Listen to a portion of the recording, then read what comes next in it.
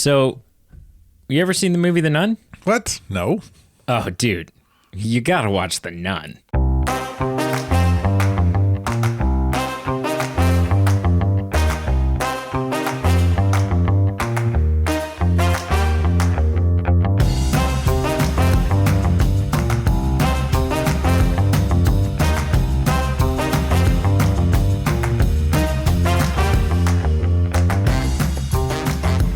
Well, hello. I hate you. Okay, but listen. I hate you. No, hang on. I hate you. I hate you. I hate this movie. And I hate this podcast because of what it made you do to me. Hang on. I hate you. There's something worth acknowledging. First of all, hello and welcome to the Movie Men podcast. Apparently, we're the B team. You're so aggressive. My name is Brady. I'm Carl. And we are continuing down our path of Our journey. our beautiful journey. Our adventure. We're going on an adventure. Of films that you've seen that I haven't. You're going to show them to me. Films I've seen that you haven't, I'm going to show them to you. Yeah. We're calling it like first time watch or some. I don't know. We'll see. We're workshopping that. Punching my microphone. We're calling it the Punching the Microphone Show. But listen, I want to to bring the listener up to speed real quick. The way this kind of came to life was, or sort of the way that it's structured, is that you made a list of films. Should we share that list with the... No. Okay. No. To hell with the audience. Yeah, screw you guys. Maybe if you're a Patreon. We each made lists high-level Patreon of films that we like that we had an inkling that the other person had not seen. Yeah. And then the other person... Then we cross-referenced each other's lists. We went through and confirmed the ones that we... Crossed out the one that we had. And had not seen. Yeah. And now I'm excited to announce that on a weekly basis, we're going to be going back and forth and crossing films off of those lists. We're really going to dive into this. We're just diving into it. Yeah. This is the second sort of soiree. We started off with a fun adventure, sort of fantasy. Something the whole family could get behind. Robin Hood, Prince of Thieves, Kevin Costner, classic 90s film. And this time it was my turn, but what I want to air, not the side of caution, apparently. The dirty laundry, so to speak, that I want to air. Dirty laundry is not the right word, but when we were coming up with this idea, when it was still on the whiteboard, on the drawing board. Yeah, we're still hashing it out. Figuring out ideas, figuring out how it was work. I came to you. There was a very pivotal moment where I came to you. I know where you're going with and this. Gave you the opportunity. We were figuring out what the rules were going to be. Yeah. And I asked you, are we going to have the ability to veto films that we really don't want to watch? Right. Now, you said no. I said no, because in my opinion, it would have ruined the whole premise of. And I was 100% on board with you. I agreed. Yeah. I said, and that was already kind of you gave the answer I was hoping you were going to, because it all of a sudden became, well, of course there's going to be films on this list that you don't want to watch. Otherwise, you probably would have watched them already. Yeah. Right. And so it's kind of is what it is. Now, you're not a horror film guy. No. And I'll dive into why I don't like that. Okay. I think now is a good time to dive into. So sure, because I have questions related to it. I don't like horror. Right. Not that horror can't be good cinema. I don't think that horror is bad cinema. Well, we'll ask Martin Scorsese and see what he says. I don't like horror because of the way it makes me feel. Right. And like, I don't want to. And if I'm sitting down... For the record, that's the same reason why I don't like eating beans 3 nights in a row. But if I'm sitting down for the evening and I want to relax or enjoy myself or do something, I don't want to sit down and feel tense and nervous and get jump scared and then at the end of the movie be afraid to go into a dark room. Right. Well, I don't like that. That's not fun. For the record, I don't know how that is ever fun. For the record, this room's well lit. But I went down. Okay, hang on. And when you get home, I literally went downstairs to go to the bathroom right after we finished watching it. Okay, and the bathroom lights were off, and it's pitch black. Freaked you out. And I'm just like, better not be a freaking nun in this room. So we watched The Nun. I mean, you can tell that from the title of this episode. So I still feel tension in my body. So I don't like the tension. A question that I have for you. I'm a very relaxed and easygoing guy, and I don't like this feeling. A question that I have for you before we jump into our initial impressions is, like, we've talked about you're a sucker for a good monster flick. Yes. And some monster flicks kind of stray the line. Like, there's a Venn diagram of horror films and monster flicks. I would say kind of, yeah. They overlap a bit. Yeah. And you've said, I'm pretty sure you've said before, you're not completely opposed to the idea of a good slasher, right? Just a good, like, stupid teens at a summer camp and some guy's got a knife. I've never actually really watched it. Like, okay. I've never really seen any Jasons or Freddys. Right. So I wouldn't say yes or no to that.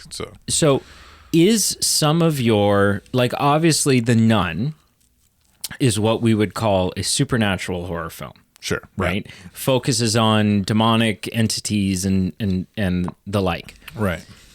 Does your worldview play a part, you think, in your approach or apprehension of horror films? You mean because I'm a Christian? Well, yeah. Do you know what I mean? Like, the question would be, like, sitting down and watching this type of film, there's two sort of main camps. There's the type of people who are sit down and going, well, this is all rubbish. None of this is true. It's stupid. It's fiction. It's whatever. And then there's the other camp that would sit down and go, this is hitting kind of a little too close to, like, this is dealing with some stuff that I believe to actually be plausible or yeah. Yeah. Do you think it plays a role? In how I feel about the film? About horror films or specifically like this type of horror, like demonic exorcism, possession kind of stuff. Oh, maybe a little bit. Adds a bit of a level of spooky. But yeah, just because I would say, yeah, like in the case of like The Nun and this being like a demonic presence or attack, I'm like, okay, I mean, I believe in God and Jesus and all the stuff in the Bible, and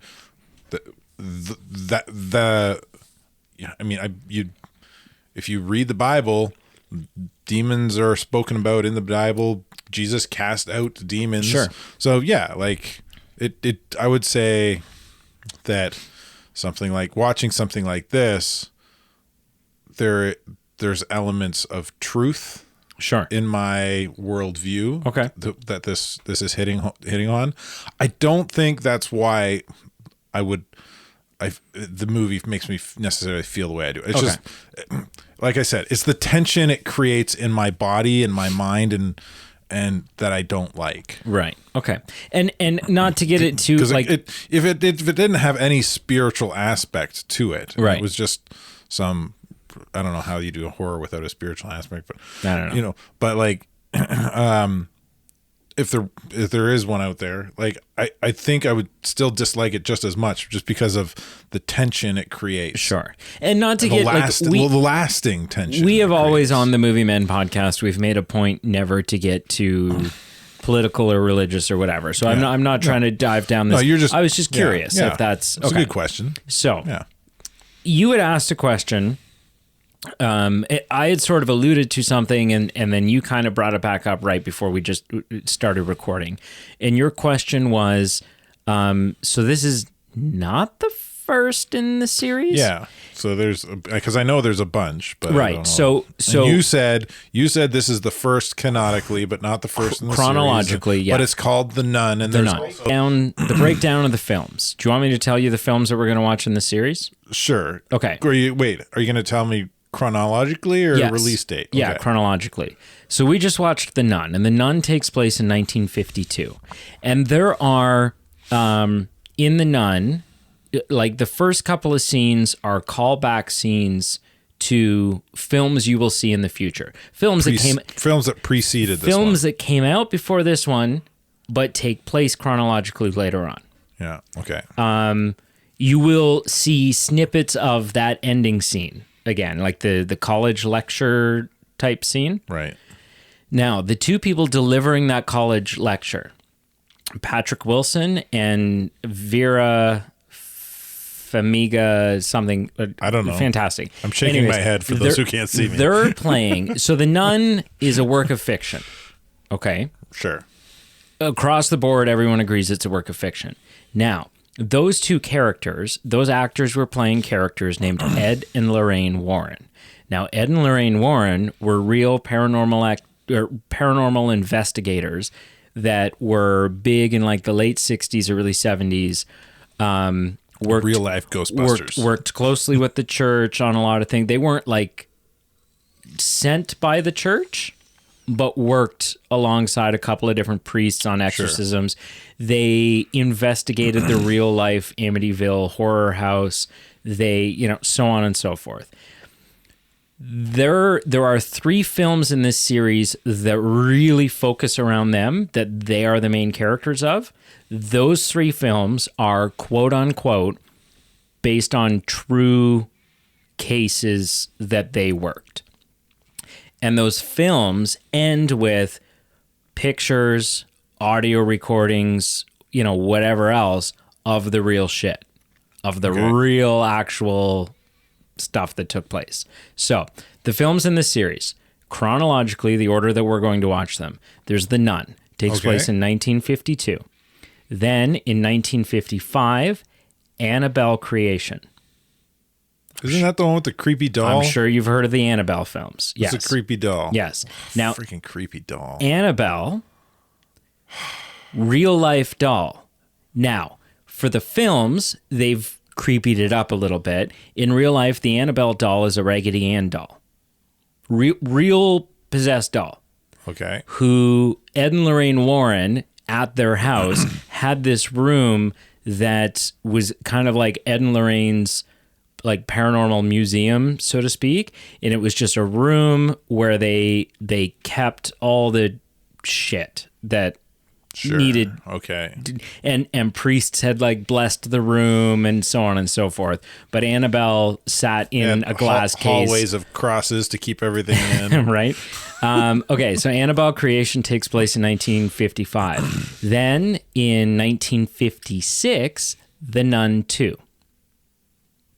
Then in 1967, Annabelle.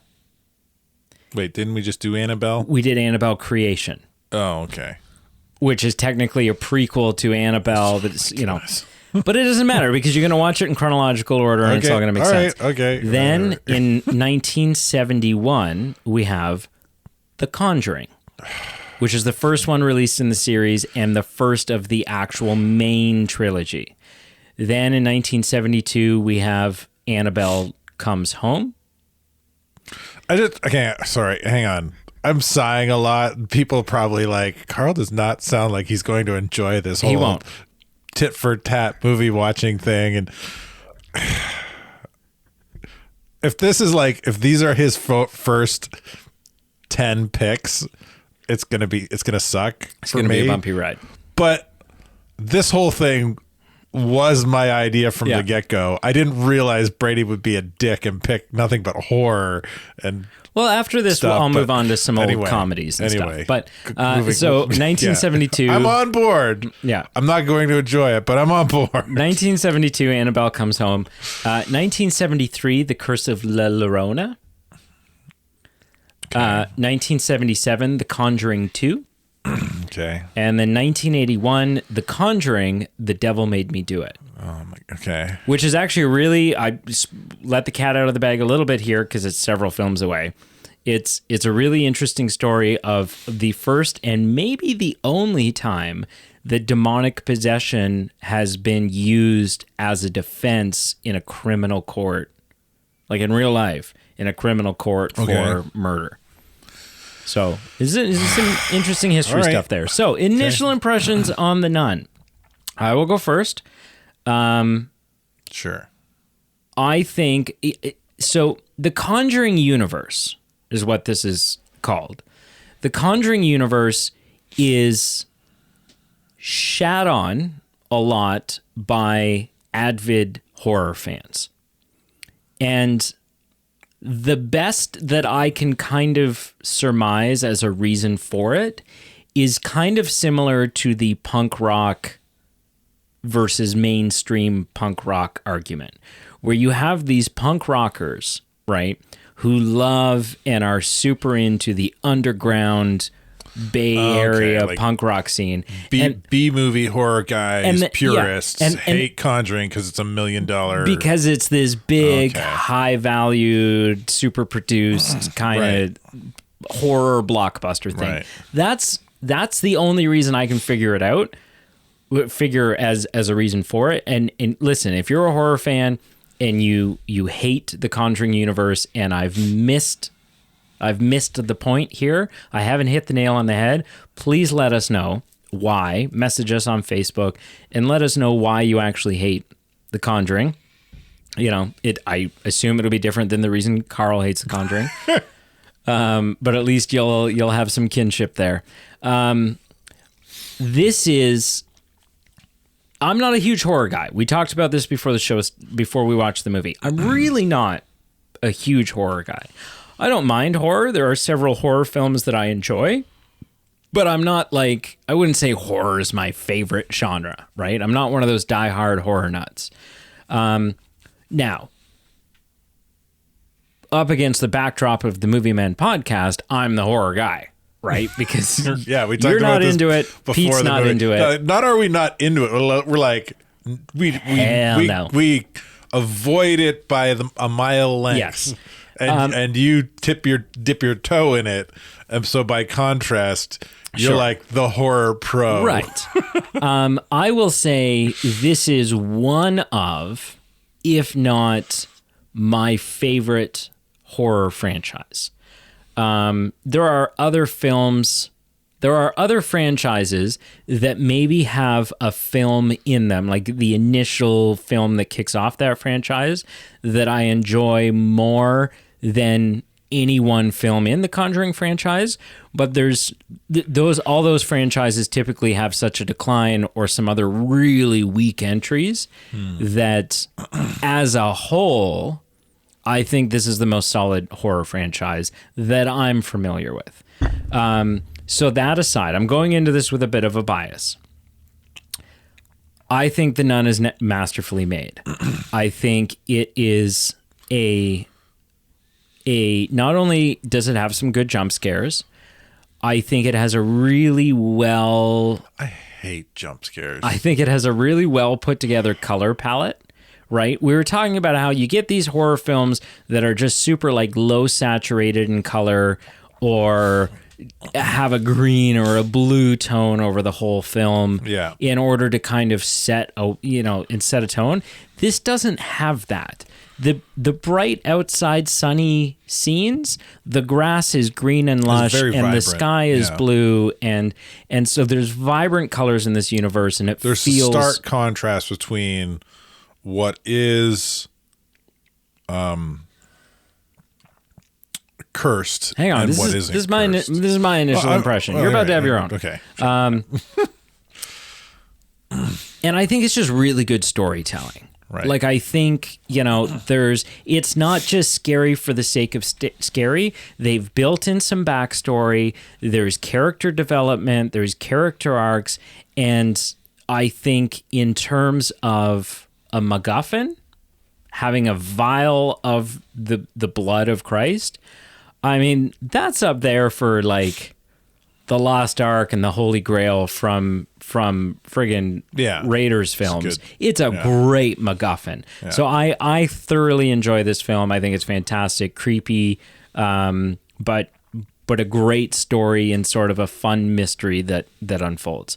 Carl, as objectively as you can, but also giving your subjective spin on it, what are your initial impressions of I assume you haven't seen this before. No, of course not. So what are your initial impressions of I would have avoided this by 2 miles. Yeah. Okay. So, as a film, all the things you said, like cinematography is well thought out and beautiful. Script, great. The kind of the lore that they're building, the characters, journeys and arcs. It's all great. Some of it's amazing, and I hated every minute of it. The jump scare. Oh man, I hate jump scares. There was one that got you real good. Jump scares always, to me, they seem like cheap tricks. Yeah, but these are really good jump scares. Like there's good suspense. Yeah. It's like a prop comic. Right. Right? Like, it's funny, but it's like the lowest tier of comedy. Hey, don't be hating on Carrot Top. But see, the thing about a jump scare is without a jump scare, it's kind of like dubstep, but there's never a drop. Right? Like it's just kind of this build and build. Yeah. The jump scares are a little bit necessary to kind of relieve the tension. But it's still, they still suck. Yeah. I don't like it. So this film is that your initial impression? I don't like it. Is that your initial impression? I don't like it. So this film surprise has and this is interesting because you don't like it, but you've acknowledged that objectively, it's a pretty decent film. Yeah. So tell me if this surprises you. It has a critic Rotten Tomato score of 25%, and it has an audience score of 35%. To me, that's kind of baffling. Because again, I think the only people who are outside of the critics, right? To hell with the critics. But if you're looking at the audience score of 35%, those are horror fans. Those are people who are going out to watch a horror film. And I don't understand the hate. Like, is it that there's not enough gore? I couldn't tell you. Not grotesque enough? Yeah. Like my only beef with this film, the only thing aside from not enjoying the tension it leaves me with and I have to sit through while watching it and hating that feeling, aside from that, putting that aside, the only kind of real issue I had with this film is in its lore around the cross repelling. Okay. Because in some scenes it seemed like, okay, it's doing the thing that the people in the film kind of make us figure out or end up making assumptions that it's supposed to do. The cross is kind of protecting them a little bit. Yeah. But in other scenes, it's like it's not doing anything. Right. So I guess the question... So it's like, it is the... Yeah, so I don't know what's going on there, but yeah. Yeah, I mean, that would sort of be my...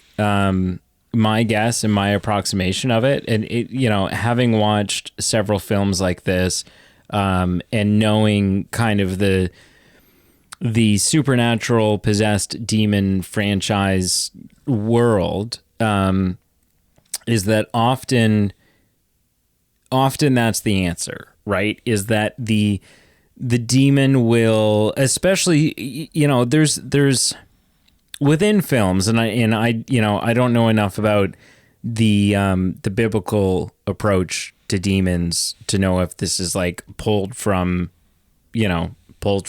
that or not. But the idea would be sort of that there's different like ranks or different levels of demons, right? You've got like your B class and your C class, but then you got your big heavy hitters, right? Like your lieutenants, right? And a lieutenant would probably be someone like Valak the Defiler, right? If you have a name like that, you have a name and a title, you're probably a big deal, right?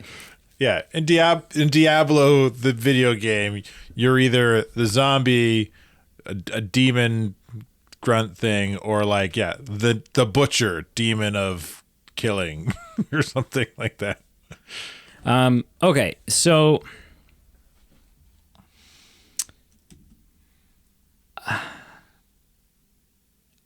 the movie's just so good. Like, I don't know. I know it's rated R. I don't know if you knew that. Really? Yeah, I don't know if you picked up on that. I think it's the moment when the nun's shoulder becomes exposed and gets cut on. Really? That? No. What? It's the fact that it's a horror film. Okay. Yeah, I know. It's totally rated R. It's got levity in it too, though, right? Like it's got comedic moments, right? Like when they first see the most of the comedic relief comes from Frenchie. Yeah. Right. So like when they first see the blood of Christ, and Frenchie's like, "Holy shit." And Father Burke is like, the holiest. The holiest. Right? It was a great moment. When Frenchie shows up with a shotgun and but he also has an axe and he cuts the nun's corpse's head off.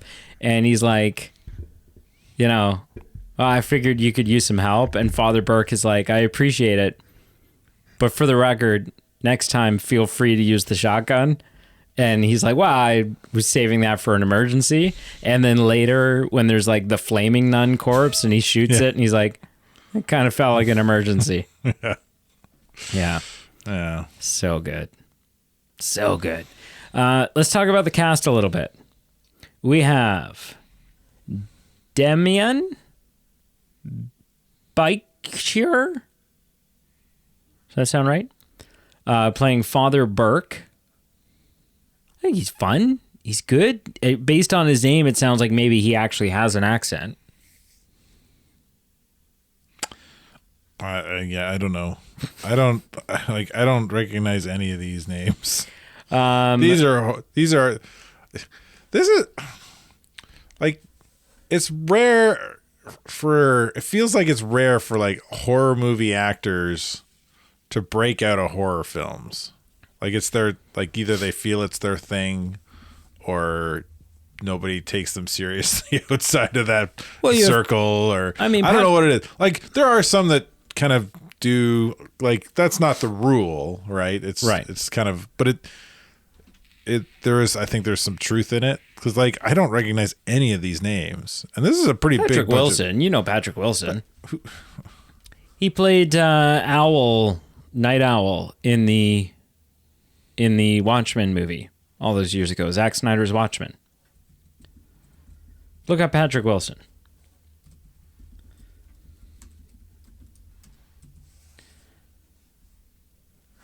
Now he's also playing this Insidious, but he's also the bad dude in he's the King Marius in the Aquaman movies. Okay, yeah. He was in Moonfall. That sucks. Yeah, like Phantom of the Opera. I mean, who did he play in this? In what? In this film?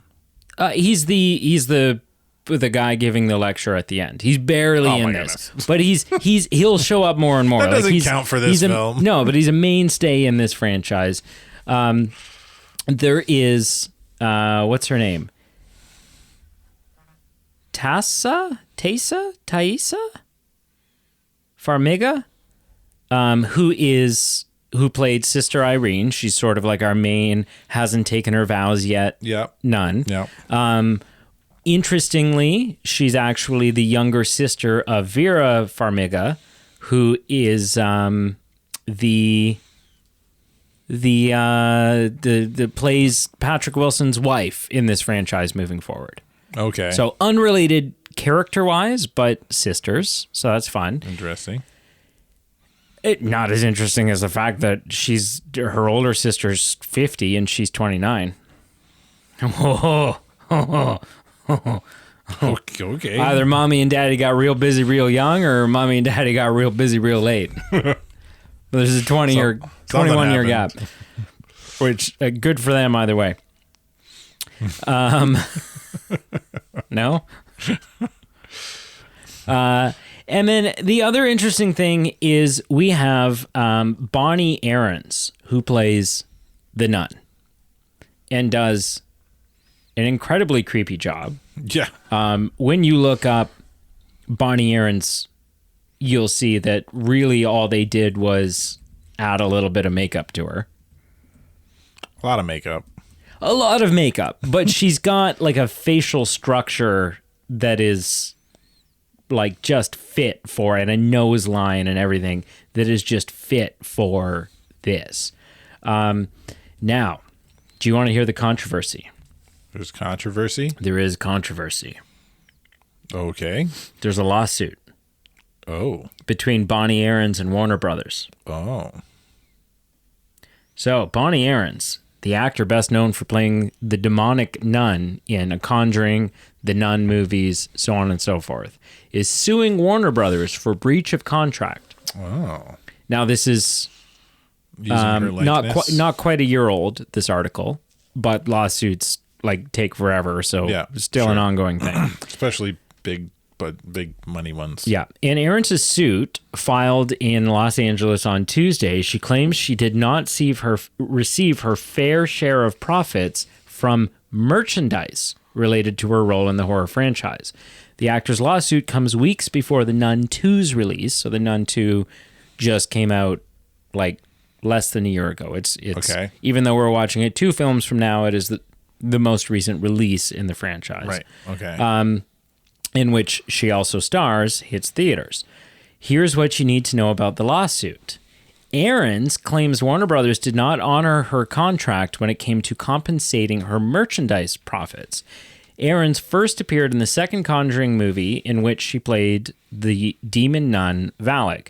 She subsequently reprised her role in the prequel film The Nun and will appear as Valak once again in the upcoming Nun 2, set for theatrical release next month. Per Aarons' suit, which was viewed by insider Warner Brothers, hasn't paid Aarons her contractually required share of merchandising revenues. Aarons' contract stipulated that she receives $71,500 for her work in the 2018 film The Nun. So she only made $71,000 for this film. Okay. Which I get, $71,000 is a good chunk of change, but you are the titular character. Yeah. Right? You're whatever. But horror, so not... Well, yeah. They don't have a massive budget. In terms of screen time, she's very minimal. In addition to box office bonuses, the suit alleges that Warner Brothers overlooked a key part of Aarons' contract: the right to receive gross receipts from merchandise featuring her likeness as the demon nun. You know that the nun was the hot toy for this past Christmas. I mean, everybody bought a nun You doll. bought one for your kids. Yeah, one they each. were begging for it. Yeah. But you know, I mean, you know how this type of thing works. You know that her character, that nun popped up on T-shirts and hot toys and all kinds of shit. Well, there's probably a pop figure of it. There is, and I want it. I want it so bad because it's so cool. I'll show you a picture of it after. She should be receiving. The suit claims that Warner Brothers is exploiting Aarons by not paying her full amount she should be receiving for merchandise. Instead of accounting and paying in a transparent fashion, Warner Brothers obscures and hides the true amount of Miss Aarons' rightful share of merchandising revenues, all while continuing to exploit her, the suit reads. I hate when my employer does that. The suit agrees that Aarons' particular facial features and role as Valak have helped Warner Brothers develop merchandise and a spin-off franchise, according to the suit. A significant portion of the merchandise sold for the Conjuring cinematic universe, which includes 3 Conjuring movies, 3 Annabelle movies, in addition to The Nun and its upcoming sequel, uses Aarons' likeness because Valak is the series' most popular character. Peter Safran, our DCU James Gunn guy, who also produced this film, who actually produced all 8 films in the Conjuring franchise, was quoted in the suit praising the unique geography of Erin's face and calling her a great fit for the role. Despite negative reviews, The Nun was a box office success when it was released in 2018, grossing over $365 million worldwide against a $22 million budget. So they made bank with this film. To date, it is the highest grossing film in the Conjuring universe. The Conjuring 2, which was Valak's introduction to the series, is the second highest grossing in the franchise, taking in over $320 million at the box office against a $40 million budget. So, yeah, basically it sounds like the way this boiled down was she's got a distinct enough face. If you look at her face, you can see that a lot of her features ring through, shine through the makeup and shine through whatever, and are a part of the look of the nun. Oh, definitely. Yeah. Which means if you turn around, or her argument is, okay, if you turn around and you stick my face on lunchboxes and pop figures and whatever else, give me some money. Yeah. Like, I haven't signed away my rights for that. Yeah. How do you, like, where do you weigh in on this type of thing? I mean, technically she's covered in makeup. It's a character created by Warner Brothers, but it is her face. It's kind of like the Crispin Glover Back to the Future 2 thing, sort of. I would say it all depends on whatever's in the contract. Right. Right? Like, if she's got, if there's a stipulation in the contract that she gets royalties from her likeness, then pay up. And it sounds like maybe that there's a case to be made in that here. Like, it sounds like that's what she's banking on, because there's mention of her contract and mention of the way they're paying her. They're not being clear as to what's all wrapped up in that. Yeah. So is there anything about this movie that you like? Because I will point out, like, you were harking on the jump scares, and I would say, by my count, there were 4 or 5 jump scares that got you. Yeah.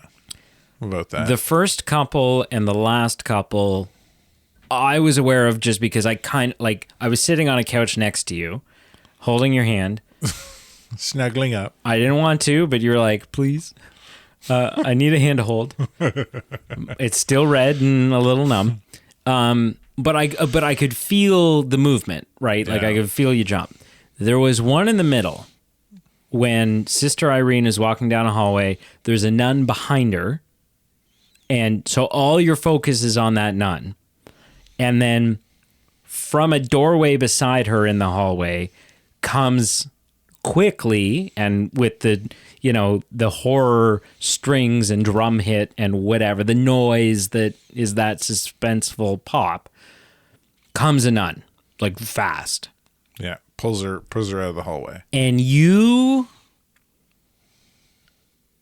like it'd be fair, I'll concede that you didn't scream, but you came damn close. Like, you yelled. I kind of like what I just did now. And was that involuntary, that yell? Like, it just, that's what came out? Yeah. You weren't hamming it up for... I mean, I ham everything up a little bit. Right. In that respect, right? But, like, it legit, I mean, obviously, it legit scared me. Right. And part of my releasing of that tension is a verbal component. Okay. Right. I will say... And that would be it. Like, I'm not going to scream like a little girl. Right. But I'm going to... Or a little boy. Release some tension in that moment verbally. I will say, I went... Because I knew you didn't like horror films. And I knew you were dreading this, but I didn't know... I didn't quite know what that experience what tonight's experience was going to be, right? Like, I didn't know if you were just going to be pissy and miserable. This is stupid. I don't want to. Why are we even like, this is stupid. I don't want to do this anymore. Or if you were going to genuinely be spooked, if you were genuinely going to be affected. And I want to say that I'm a little bit torn on the results. In terms of your appraisal of me watching the film? In terms of like how it affects me, because you were definitely more the latter. You were spooked, right? Like I think you were a really good sport. I don't think you were pissy and miserable and whatever. I'm leaving that for when you go home to your wife. I do think you were spooked. And where I'm torn is there's a part of me that is like super satisfied with that, right? Like there's a part of me that's like, oh, cool. Okay. Right. Like this film. This is a way to get under Carl's skin. Well, no. But like this film had the effect on him that the film is supposed to have. Right. Right. Like it's a scary movie. It's supposed to scare you. The dark rooms are freaking me out right now. And it did. I will say, because I'm your friend, and this is something that I'm not giving into. I'm going to have to like push through and push this part of me down and ignore it. But there was a part of me that was like, I kind of feel bad. Like a little bit. There was a little bit of me that felt some guilt, right? And I'm like, oh, but I'm over that. But yeah, either way, it was just like, to me, it was ultimately gratifying. You know, just like if you show me a comedy, if next week you're like, hey, we're going to watch a comedy, you're going to hope that I laugh. Yeah. Now, if I laugh to the point that I pee all over my couch, that'd be a good day. That'd be a good day, but there'll also be a part of you that goes, I feel a little bad. He peed on his couch, right? But then ultimately you get over that and you go, well, the film did what it was supposed to do. Yeah. And so that's a win. Yeah. So is there anything about this film that you like? Well, as I mentioned in the initial impressions, like... No, not even just that you can appreciate. Oh. But like subjectively, you, Carl, was there a part of it that goes like, you know, what the film critic... portion of you aside. I didn't enjoy any of this. Okay. No.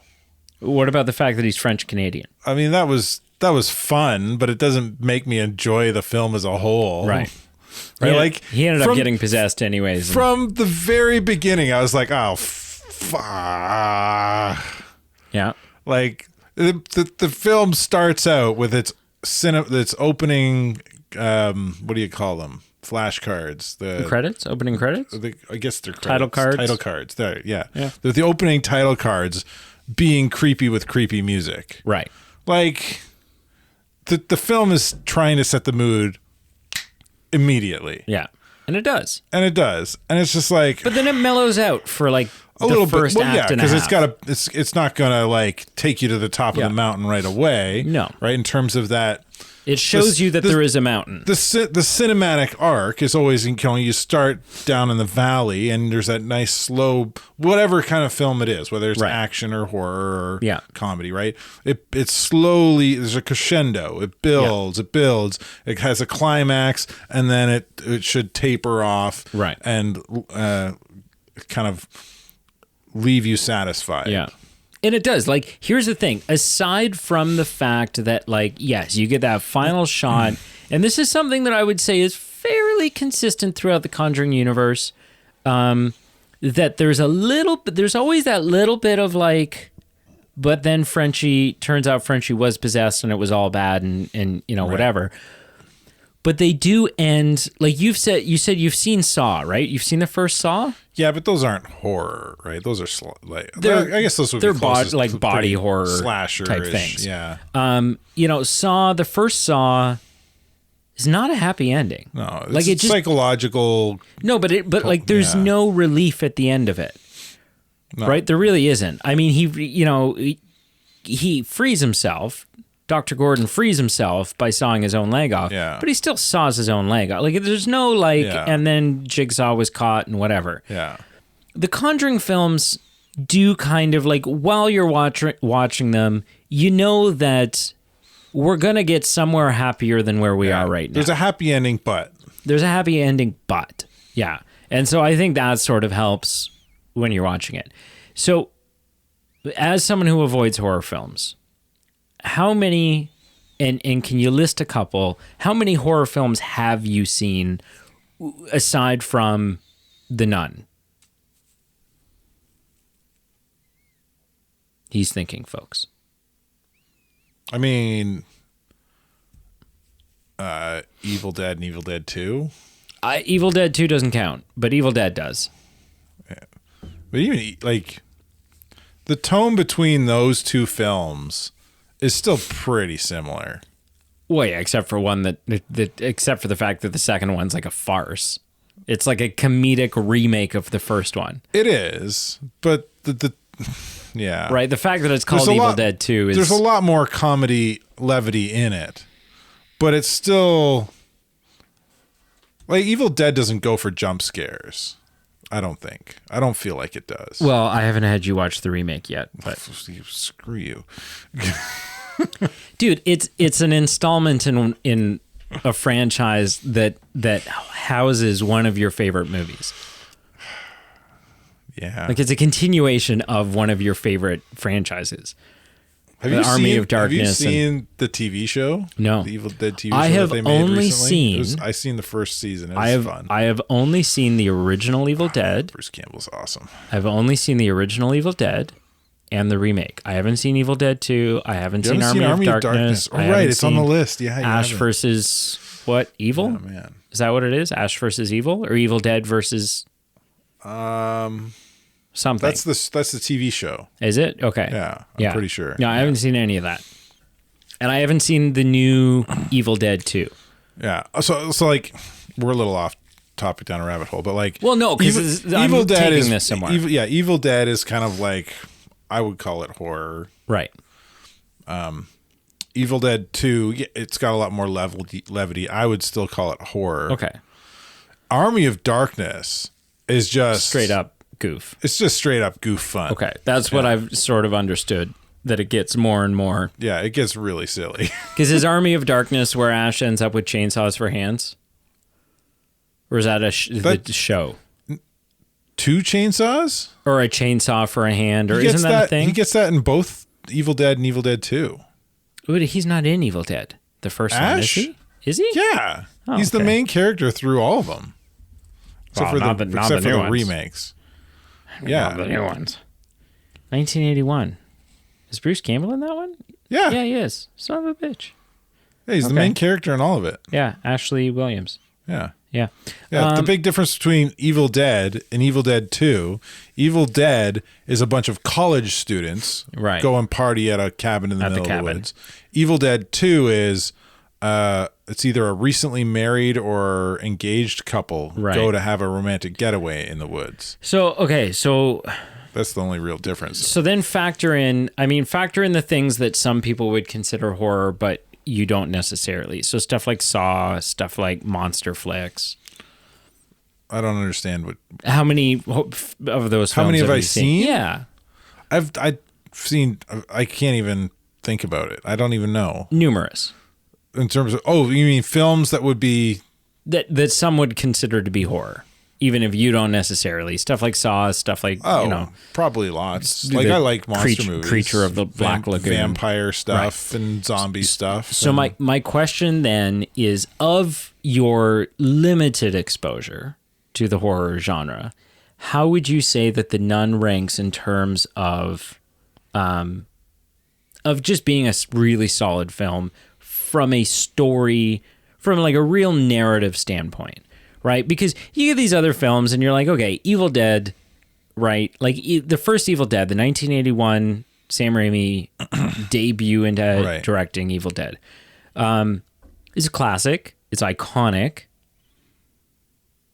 Narratively, it's not a work of art, right? Like it's not. It's not there's a narrative there, right? But it's not this like there's a solid narrative there, but it's not. But it's not a master class in writing. Yeah, it's not this rich story where you walk away and you go, "Wow, that was super layered." Yeah, and had this like the narrative is we'll go with Evil Dead 2. Yeah. The narrative is couple goes to a creepy cabin in the woods. Man finds book, reads from book. Yep. Evil is released, killing wife. He has to fight evil. Right. Yeah. Yeah. That's pretty. Yeah. Like there's and like you could maybe peel a few layers of that onion back, but it's a pretty small onion. Yeah, all you're gonna find is more onion. Yeah, it's like it's there's nothing. Yeah, yeah. This has got some great character writing, great story writing. The Nun, you mean? Yeah. Has some fun layers. Cool. Is there anything else about the film besides I hated it? I hated it. I don't think you hated the film. I think you hated the experience of the film. Is that fair? Well, I mean, they're one and the same. Yeah, I guess. Like you can't separate the experience. You can. The film creates the experience. I've already said as a like the cinema, like the aspects that make up the film, the cinematography, the acting, it's all great. It's a good film. It's my personal bias and my own personal stance. Didn't enjoy it. I didn't enjoy it. I didn't like it. It's not a bad film, but I didn't like it. Right. Okay. It was a crappy time. All right. On a scale of 0 to 10, how would you rank The Nun? And if I'm not being objective, I would say a 2. Okay. If I'm being objective, oh man, if I'm being objective, I'd maybe say 6, 7. 7. We'll go. Yeah, we'll go 7. 7. Okay. Yeah. All right. That's not bad. And I appreciate because I was going to say, let us into, because if you had just said, I'll give it a 4, and I'm like, okay, cool, but like break down how you're approaching. If you're not a fan of horror movies, then just walk away from this. You'll be happier. If you like horror, give it a chance. I guess. If you're not, I don't know. If you're not Catholic. Yeah. Yeah. See, at one point you were bitching a little bit because it was like, well, Sister Irene gets up and she's like walking through the Abbey, and you're like, and then all of a sudden, like in the middle of the night, right? When Father Burke's in the ground. Oh, and you're like, there's some of that stuff. Oh, there's a nun. That's a little creepy. And I'm like, well, it's an abbey. Well, you never seen Sound of Music? Like, what's the matter with you? It's gotta be nuns. Well, that was an interesting plot development, though, right? Because she starts seeing nuns everywhere, and I guess he sees them a little bit, but I think he's seeing the demon. But it turns out none of them were ever there. Yeah, it's all her visions, right? I think the nun, because he only ever sees one. I think the nun seeing is the demon. They both see Valak, right? Like the nun. Yeah. But they also both see the corpse, the mother, right? Yeah, but that's Reverend Mother. That's an actual corpse. Oh wait, well, no, because it disappears. Disappears. Yeah, no, there was nobody there. I think the only actual physical. Maybe it's a man. She seemed evil though. Well, because it was like it was possessed by the. It was a manifestation of But I mean, they all in were. this film they weren't all. I don't think so. Not from my interpretation of what I was watching. Oh, you think Sister Irene was seeing visions of the past? Not just visions of the past. I think like when they're all praying and all the nuns are thrown around. The jump scare where the nun pulls her in from the hallway.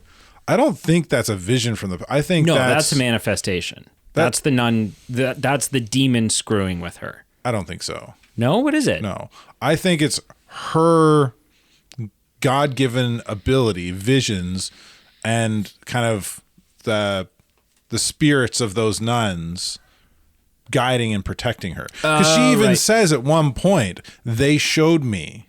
Right. Okay. They told me. Right. Right. That those spirits were interacting with her. Interesting. In a positive way. Interesting. Okay. Yeah. No, I think that's good. I didn't see it that way before. I just saw it as like demons are dicks and well, and like a demon's whole thing is mind games. Yeah. Right? Or at least in the horror franchise, as you will come to see. Yeah. It is all about mind games. Yeah. So, okay, cool. Cool. Anyway. Yeah. And this is your film that you made me watch, jerk. What did you think about it? I give it a 7.5. I don't think that it is the strongest in the Conjuring universe franchise. Oh, good. That's good to know. No. And I'm not saying it's not the It gets worse from here, people. No. I'm not saying scary wise. I'm not ranking that on scariness. I'm ranking it on like great story, wonderful character development, and like something that really like pulls you into the story that's taking place. Sure. But I also don't think it's the weakest, right? There are a couple, one or two in particular that are like, I think they're still solid films, but they're just like, when you look at them against the backdrop of the others in the franchise, they're just a little weak, right? Like they don't hold up.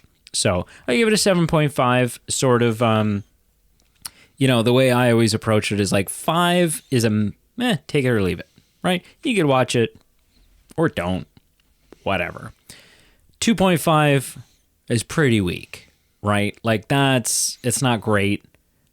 It's, And then in between is obviously in between. 7.5 is like, you know what? I think this is great. Higher end of I think this is great. I think this is really solid. And if this is your type of thing, or even if you're in a semi-friendly business agreement to have someone make you watch films, then this is a film you should watch. And then obviously above there, you get into your 8.5s, you get into your 9s, and you go, okay, this is truly something. This is gold. This is gold. What'd you watch this week, sir? Oh, we're doing that. What'd you watch this week? Oh, man. I was unprepared for this. Yeah. Let's see. In the sense of what, you didn't watch anything, or you just haven't thought of it? I've been watching X-Men 97. 97? Released. Yeah. Have you been watching that? I haven't.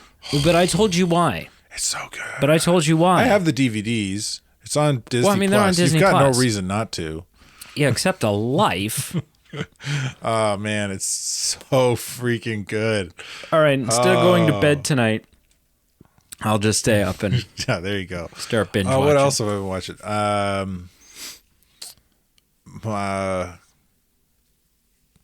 My wife and I, we usually have a show, sometimes two. Yeah. We watch one and then we watch the other one. But more recently, we've only been watching a episode of something a night. What is it? So we finished a small series called The Night Desk, which is like a spy kind of thriller on Netflix. It was really fun. Okay. We just finished that, and now we're 2 or 3 episodes into Monk. Oh, okay. We started watching Monk. We had watched. So we finished Night Desk. Monk's and then a detective thing, right? Yeah. It's like this OCD kind of schizophrenic. And he's not schizophrenic, but he's got to touch things, and he sees things other people don't. He's like a Sherlock Holmes with some weird tics. Right. He's played by that guy. He's played by the guy that was not only in.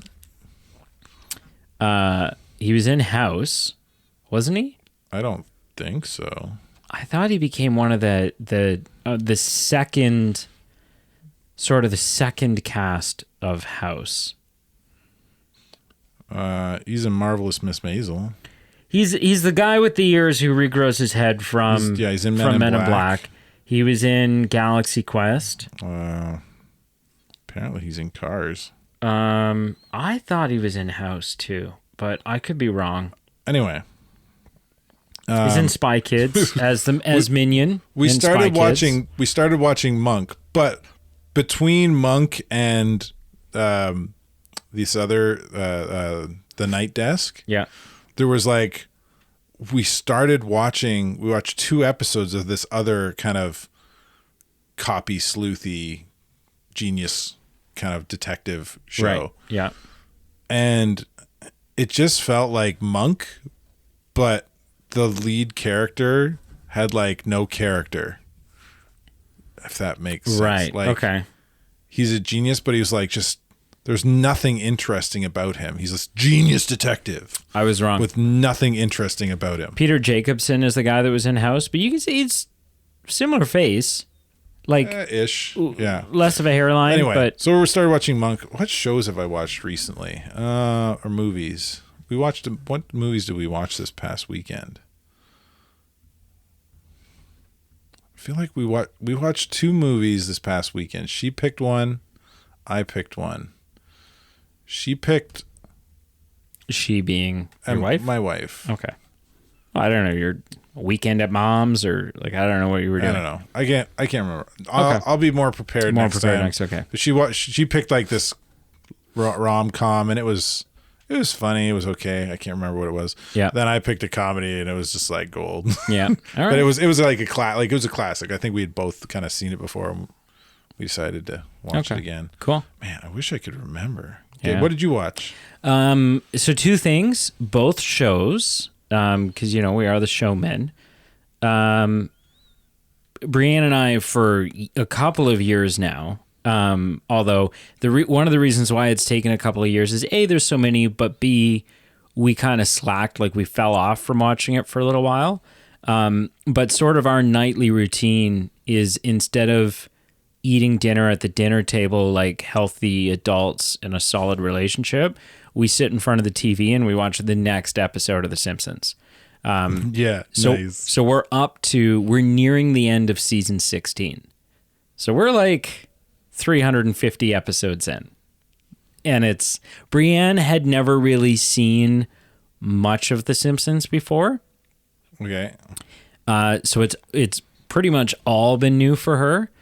I grew up watching The Simpsons, but what I realized is that there was definitely a time when I stopped watching The Simpsons, and it probably would have been right around the time that, we, along with many other Americans and like North Americans, cut cable, because, and before they would have ended up on a streaming service, because there's a very clear line in the sand where I was like, oh, okay, this is all new to me now. Like, I don't recognize any of these episodes anymore. And so I'm into all new territory with The Simpsons, and that's a lot of fun. Like, I think at this point I'm watching episodes that came out in like 2005, which, yeah, by that point I wasn't watching The Simpsons anymore. Right? I was kind of like a 90s I think most people Simpsons kind of watcher.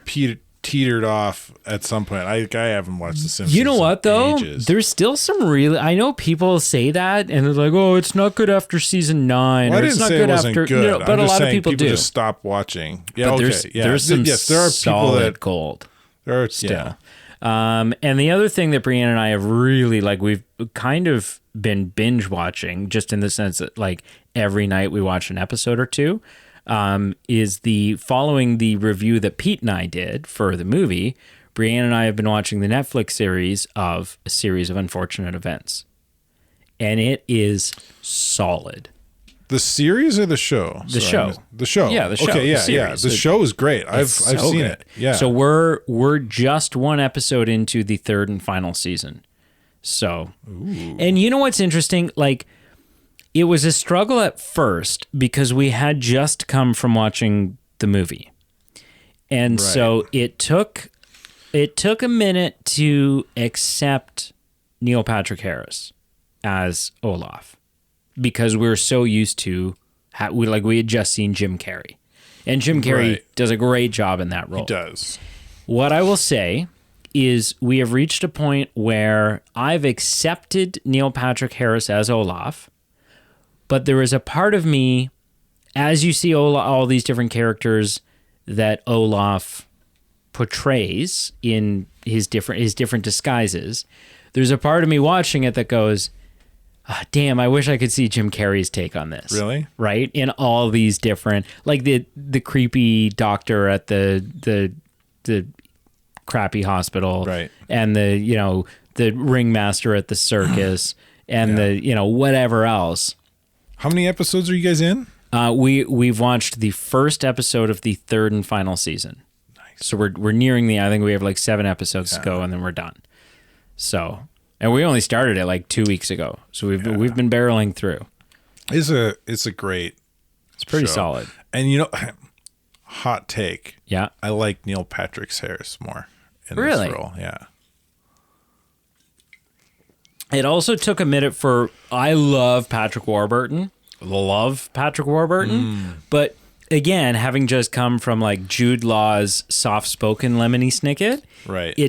It took an episode or two to get on board with that. It took an episode or two to get on board with Patrick Warburton, but he's infectious, like in a great way. It's just a lot of fun. Yeah. He played the Tick once. Oh, he played the Tick. Have you seen him play the Tick? Yeah, of course. Did you see the new Tick? I'm a kid of the 90s. I have not seen the revival.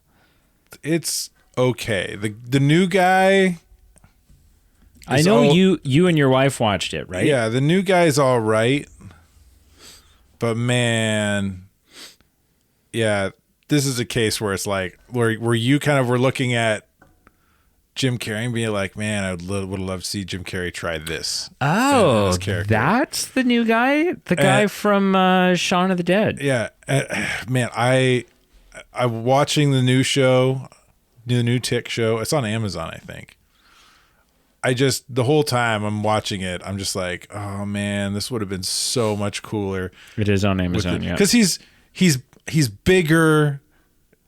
Patrick Warburton. Yeah, he's more kind of imposing next to almost anybody. And he's just got that voice. I'm charismatic. I can't do the Patrick Warburton. It's like voice, a big, deep, very good boy voice. I'm the Tick, man. You gotta have a little more. See, the thing about a Patrick Warburton voice is it's got to be low, but it's also has to have a little bit of that like throat kind of like Patrick Warburton. Sound a little like I'm drunk, but I'm not. I'm just Patrick. I'm doing a terrible job. Perfect as the Tick, man. All right, we got to wrap this up. Thank you so much for listening. Make sure you check out our Facebook, Instagram, and Twitter, all listed below. We have a Patreon page where for as little as $1 a month, you can support the show, get some fun perks in return, like video episode versions of the Planet of the Apes reviews that Pete and I are doing. And we have merch. Merch. We're working on some new stuff. New merch. We have the greatest podcast ever shirt. And we're working on some additional stuff too. Possibly some like Funko Pop versions of the Movie Men cast on a shirt. But here's the thing. I have to send an email first. What, like to Funko Pop or to a lawyer? To Funko Pop. And just be like, "Hey, can we do this?"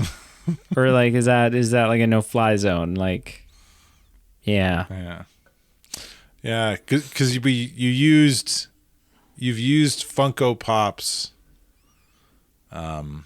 tool to make the figures, the images. Yeah. But then once the images is made, is that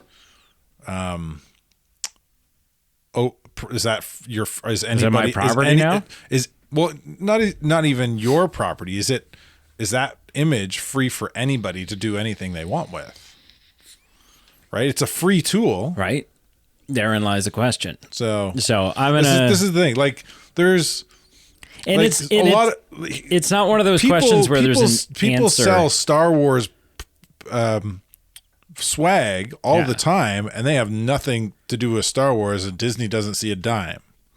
No, but they're also typically small and insignificant, and so are we. Well, yes and no, because there's. Right, it's the guy at the beach hut.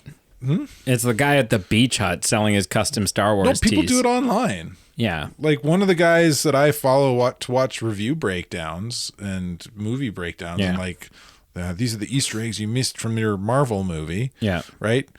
He sells Disney stuff all the time. And here's the thing. And he promotes it on his YouTube channel. The problem is if you email Funko and be like, hey, can I use this image? You're going to get someone that says no to cover their ass. But in reality, like without going through lawyers and like specifically like copyright and trademark lawyers, it's like Funko could say no, and then that would be the answer I would get. But that doesn't necessarily mean that Funko's allowed to say no. It's right? a question of fair use, I think, is the term, the legal term. But the problem is like, obviously that's not on Funko's website. Like, hey, can you use the Pop Yourself tool, not actually buy the Funko Pops of yourself, but then take that image and put it on a t-shirt? Like, it's not in their frequently asked questions. So I don't know. But yeah, we got some merch coming. And until next week. So do I get a little bit of a spoiler? Like, I feel like I didn't really give you a spoiler last time. No, I mean, you hinted this one pretty hard, even though I told you it was going to be horror. Earlier this week, you were like, "Oh man, now I'm kind of tossing." Well, it was between this and another one. Yeah, it was between this and the Evil Dead remake. Oh, really? Yeah. Okay. Both horror. Both horror. Yeah. Yeah. So, I have an idea of where I want to go. You dropped an idea to me like a week ago. Did I? But I don't know if that was just kind of what was you said, because we were talking about how I had like literally like this was our Robin Hood Prince of Thieves review. Right. Was really my only exposure to Robin Hood. And you're like, you haven't seen Man in Tights? And then I was like, no. And you're like, oh, I think that'll be the next one then. Oh, did I say that? Yeah. Oh. Is that kind of where you're leaning? Not so much now? Okay. I'll say yes. Okay. Because that's where I'm going. But I feel like moving forward, I'm not going to. You're not going to tell me. I'm going to be. I want it to be more kind of fun surprise. I mean, I'm the one that rents the movie. Well, you won't have to rent this one. I own it. You own it. Okay. Yeah, I have a DVD. But I mean, there will be films that you don't own. Yeah. That you'll have to tell me a couple days in advance so that I can rent it. Yeah. Yeah. Okay. A DVD. Yeah. DVD. Yeah, a little disc thing looks like a Blu-ray. Yeah, but it's not a Blu-ray? No. So it's only in 480p? It's a good film. Shut up. We're going to watch the DVD because I have the DVD.